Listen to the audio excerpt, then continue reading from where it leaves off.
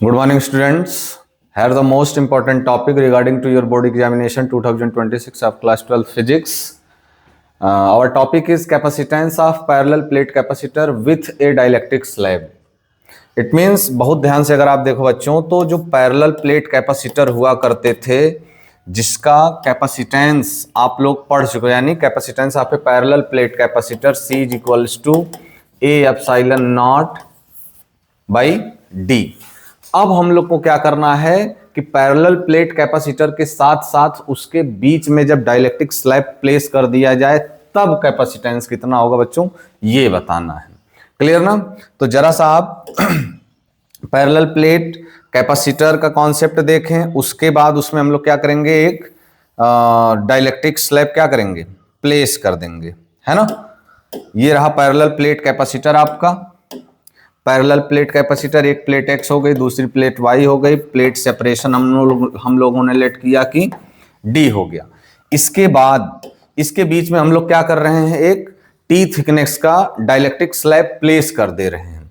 T thickness का dielectric slab place कर दे रहे हैं। क्लियर? ये रहा अपना डाइलेक्ट्रिक स्लैब और इसकी थिकनेस कितना है बच्चों, T। डाइलेक्ट्रिक स्लैब की जो थिकनेस है वो कितना है, T। बाकी प्लेट सेपरेशन यानी प्लेट्स के बीच का जो डिस्टेंस है वो कितना है, D है ना, D। और जो प्लेट एरिया है, प्लेट एरिया हम लोगों ने लेट किया A। अब अगर से ये हम लोग देखें कि ये रहा अपना प्लेट X, हमने लेट किया कि ये पॉजिटिवली चार्ज है बिल्कुल, और ये प्लेट Y बिल्कुल क्या है, negatively charge.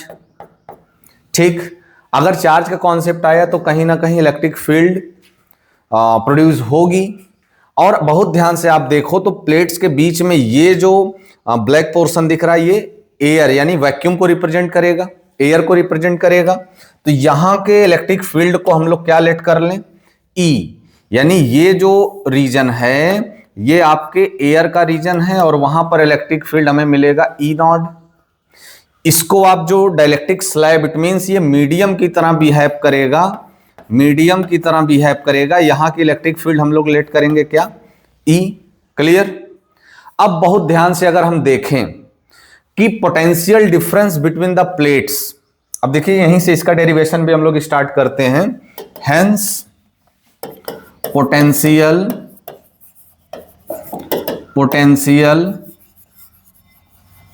Difference between the plates. अगर हम बहुत ध्यान से आपसे देखने को कहें कि प्लेट्स के बीच का टोटल पोटेंशियल डिफरेंस कितना होगा, तो आप कहोगे कि सर ये जो एयर वाला रीजन है वहां का पोटेंशियल प्लस इस मीडियम वाले रीजन के पोटेंशियल का सम कर दीजिए तो टोटल पोटेंशियल हमें मिल जाएगा। इट मींस हम कह सकते हैं, आप एक फॉर्मूला यहां पर थोड़ा सा ध्यान दीजिएगा। E इज इक्वल्स टू, आप लोगों ने क्या पढ़ रखा है, E is equal to V by d. तो V इज इक्वल टू क्या होता था, E into d. E into d it means potential, it means potential equals to electric field into distance, electric field into distance. यानी अगर किसी reason का potential difference आपको बताना है तो वहां की इलेक्ट्रिक फील्ड और उस रीजन की डिस्टेंस, अपार्टमेंट, थिकनेस, जो भी आप समझ लीजिए।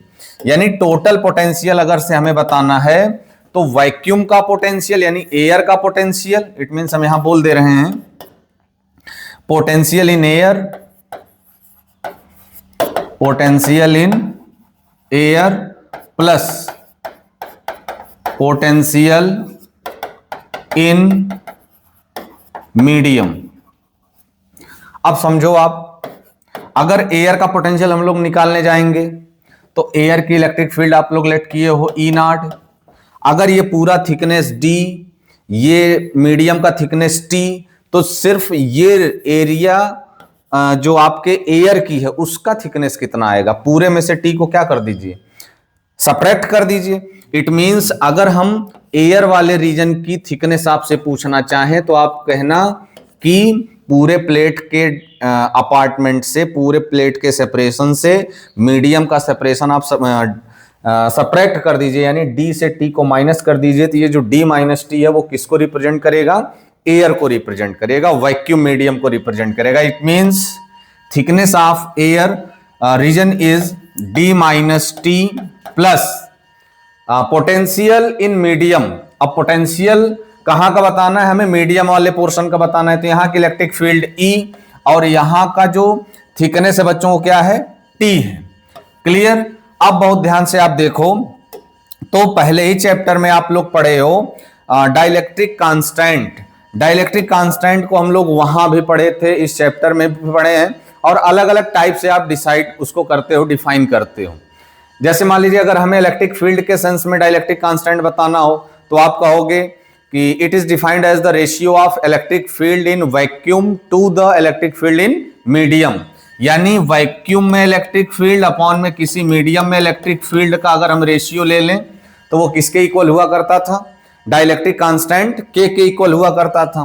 के को नीचे कर दीजिए, ई को ऊपर भेज दीजिए, तो ई नॉट अपॉन में के इक्वल्स टू ई, यानी जहां कहीं ई लिखा गया है उसके रिप्लेस हम लोग क्या कर सकते हैं? ई नॉट बाई के राइट कर सकते हैं, है ना? बहुत ध्यान से देखो, तो v equals to e naught into d minus t plus e naught by k into t. Clear? अब देखो आप ई नॉट आप इधर से कॉमन ले सकते हो, तो ई नॉट बाहर गया तो यहां बचेगा आपका D minus t plus t by के। क्लियर?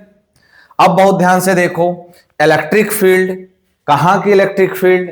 वैक्यूम की इलेक्ट्रिक फील्ड, एयर की इलेक्ट्रिक फील्ड। और कहां की इलेक्ट्रिक फील्ड है ये? वैक्यूम एयर की तो है ही, साथ ही साथ किस प्लेस की है? Parallel plate capacitor. और पैरेलल प्लेट कैपेसिटर का इलेक्ट्रिक फील्ड हुआ करता था ए एप्सिलॉन नॉट बाई डी। और अगर हम आपसे कहें कि पैरेलल प्लेट कैपेसिटर का बताइए, सिर्फ पैरेलल प्लेट का बताइए, तो आप बोलना कि electric field due to parallel plate, है ना? तो ये क्या हुआ करता था? E is equals to sigma upon में एप्सिलॉन नॉट। तो ये हो जाएगा आपका V equals to sigma upon में epsilon naught into d minus t plus t by k. अब आप जानते हो सिग्मा क्या होता है? सिग्मा क्या होता है? सिग्मा आपका होता है surface charge density Q by A, surface charge density Q by A। बहुत ध्यान से देखो आप, तो V इज इक्वल टू ये हो जाएगा आपका Q by A epsilon not, और यहां ब्रैकेट में D minus t plus t by के, है ना? ये न्यूमरेटर के साथ चल रहा है। क्लियर है आप? अब देखो जरा ध्यान से आप, बहुत ध्यान से आप देखो। चलो हम लोग इधर राइट कर ले रहे हैं, हम लोग इधर राइट कर ले रहे हैं।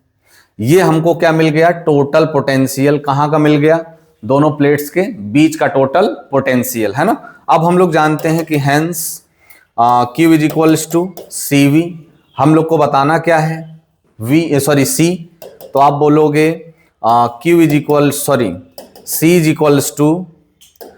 इज इक्वल्स टू V को आप ट्रांसफर कर दो तो Q बाई V।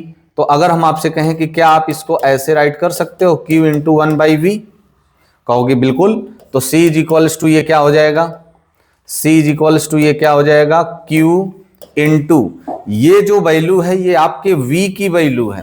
अब हमें इसके रेसिप्रोकल की वैल्यू चाहिए, यानी जो डिनोमिनेटर है उसको आप न्यूमरेटर बना दीजिए, जो न्यूमरेटर है उसको आप डिनोमिनेटर बना दीजिए। तो यहाँ का डिनोमिनेटर क्या है? ए एप्सिलॉन नॉट। रेसिप्रोकल करेंगे तो वो न्यूमरेटर बनेगा, यानी ए एप्सिलॉन नॉट ऊपर चला आएगा, ठीक ना? ए एप्सिलॉन नॉट ऊपर चला आएगा। उसके बाद अपॉन में ये जो न्यूमरेटर के प्लेस में था वो रेसिप्रोकल करने पे नीचे आ जाएगा डिनोमिनेटर के प्लेस पे। तो Q into d minus t plus t by k, Q से Q कैंसल। तो बहुत ध्यान से अगर आप देखो तो C is equals to a epsilon naught upon में d minus t plus t by k.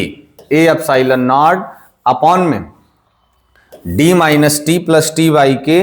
This is the capacitance of the parallel plate capacitor with a dielectric slab. यानी जब पैरेलल प्लेट कैपेसिटर के बीच में बच्चों कोई dielectric slab place कर दिया जाता है, तब के लिए पैरेलल प्लेट कैपेसिटर की जो कैपेसिटेंस है वो इस फार्मूले से आप कैलकुलेट करते हो। अगर आपसे कोई पूछ ले कि वेयर सी क्या है, तो capacitance of the parallel plate capacitor with dielectric slab, A क्या है प्लेट एरिया, एप्सिलॉन नॉट क्या है permittivity of the vacuum, D क्या है सेपरेशन बिटवीन प्लेट, टी क्या है थिकनेस ऑफ स्लैब, के क्या है डाइलेक्ट्रिक कांस्टेंट। क्लियर?